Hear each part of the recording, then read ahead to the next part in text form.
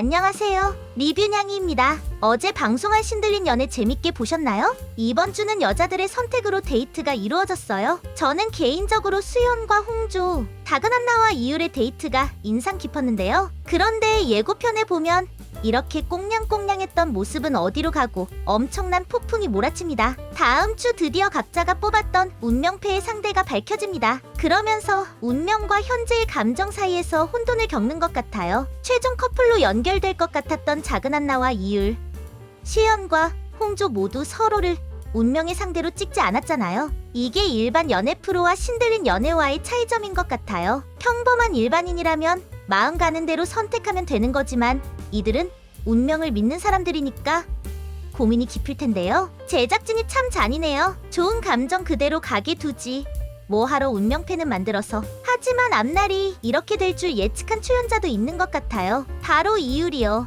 이번 주 작은 한나는 이율을 데이트 상대로 선택합니다. 둘은 인형을 만들면서 즐거운 시간을 보내요. 이때 작은 한나는 이율에게 홍조에 대한 마음을 정리했다고 하는데요. 하지만 이율은 생각과 마음은 다르다며 헷갈릴 일이 생길 거라고 해요. 그러면서 정리를 한 번 더 확실하게 하라고 하죠. 자신은 기다릴 거라고 덧붙이면서요. 이율은 알고 있는 거예요. 작은 한나가 아직 홍조에 대한 마음을 놓지 않고 있다는 것을요. 작은 한나는 누구보다 점사에 흔들리는 사람입니다. 이런 작은 한나는 홍조가 자신이 운명의 상대로 선택한 하얀 양인 걸 알게 되면 흔들릴 거예요. 홍조도 작은 한나를 운명의 상대로 선택했으니 이것이 신의 뜻이라고 여길 가능성이 크죠. 무당인 이율은 작은 한나에게 이런 일이 일어날 걸 미리 본 것 같은데요. 예고편에 보면 이런 이율의 예측대로 다음 주 작은 한나는 홍조와 데이트를 합니다. 이때 한나는 나도 내가 왜 이러는지 모른다고 하면서 울어요. 본인도 답답한 거죠. 자신을 좋아해주는 이율을 선택하는 게 맞다고 생각하면서도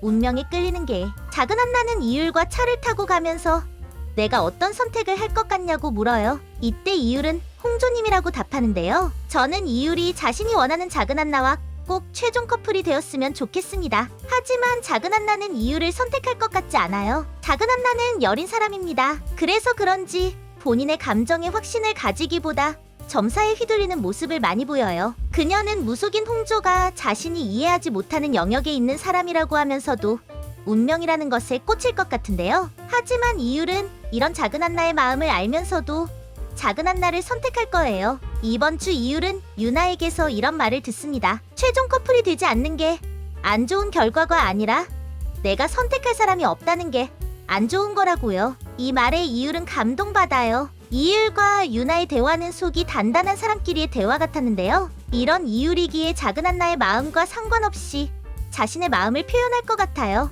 누구보다 강하고 단단한 마음을 가진 이율, 그의 선택을 응원합니다. 오늘 영상이 재밌으셨으면 구독과 좋아요, 알림 설정 부탁드려요.